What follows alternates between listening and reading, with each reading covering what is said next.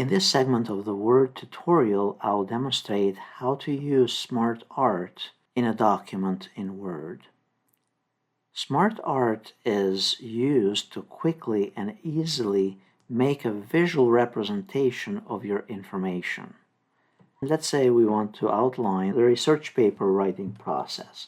So typically you can represent this in a document very similar to this, like selecting a topic, then identifying the research problem, then collecting the relevant data, then analyzing the data, then writing the research paper, proofreading it as well. So this is one way that historically most have done it. So you simply list these areas, and however, you can take this same information and convert it into SmartArt. Unlike PowerPoint, where you can select the information and convert this into a SmartArt, unfortunately in Word you have to retype this stuff all over again. So we go here under Insert, we go under SmartArt, and then pick one of the processes from here. So let's say I'll pick this first one. Click OK. Now I have these options. Now it's asking me to type those processes. In this case, I'll simply copy them and paste them in here.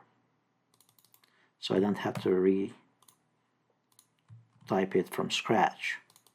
And I'm clicking down here where the SmartArt area is.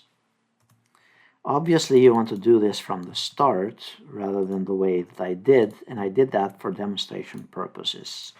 The SmartArt, it's more visually appealing here. Now to take this one step further, you can double-click on the SmartArt that you just created, and notice that the SmartArt design tools show up. Now you can change the design if you prefer to something different.